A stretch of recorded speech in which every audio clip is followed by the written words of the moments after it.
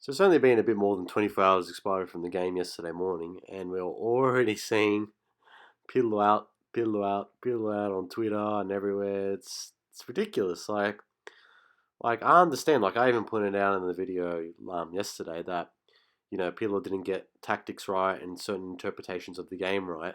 But it shouldn't be like everyone coming out saying Pirlo out, Pirlo out. It's like come on, like he's still very early in the season, and people are saying this is just pretty ridiculous to be honest. And that's why you got to avoid Twitter when in these situations when we lose. You see people just jump on the bandwagon and say Pirlo out, and everyone just follows everyone else.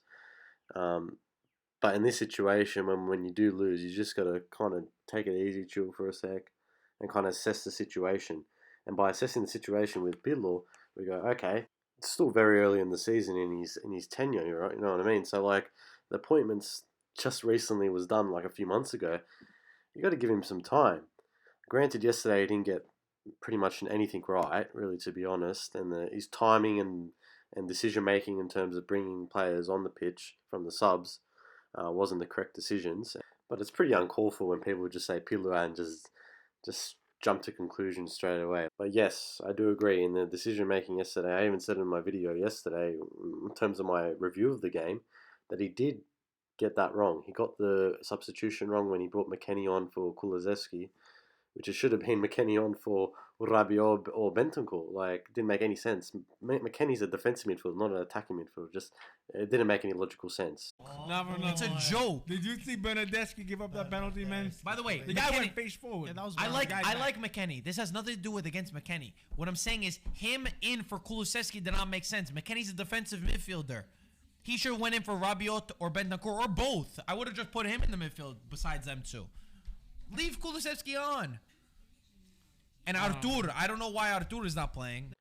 So I mean, we just need to give Peter a little time, and I don't really understand people when they say that, because I mean, let's have a look at Liverpool. Let's have a look at Liverpool FC in the Premier League. Jurgen Klopp's been there for 5 years. He's constructed a team in which, you know, has won a Premier League and a Champions League. But it wasn't a quick fix. It didn't take him like a few months here and there, and then he won the title and he won the Champions League. No. It took him 5 long years to build a strong foundation for a team that's going to be, in the history of football. And we just can't do that. As Juventus fans, we cannot do that. As Juventinis, we cannot do that. As Bianconeris, we cannot do that. As fans of Juventus, we cannot jump to conclusions and do that. And the season is not over.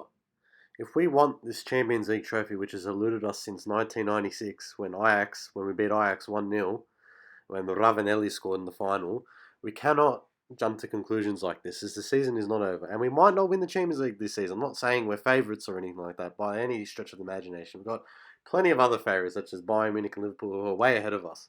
We are not even there yet. And the season is not over, so we need to try and rally everyone together and utilize the players that we have, even though the team isn't, in my opinion, the greatest as it should be, to our full advantage. Now, I know what you're going to say. Oh, jeez, this guy is crazy.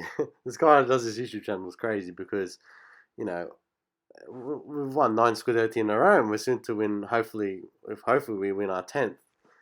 And yes, we've been fantastic. We've been dominant domestically, but in terms of Europe, we've fallen short, and we just haven't been as good as we used to be in terms of Europe. We did make it to the final in Cardiff in 2017. We did make it to the final in Berlin in 2015, but I mean, we just came up short, and the Champions League trophy has just eluded us, and it's a shame. It really is. But we hope that potentially this season, I don't know if we can. We're not favourites, but you always can hope that we can win it this season. But I mean, it's more hope than it is anything.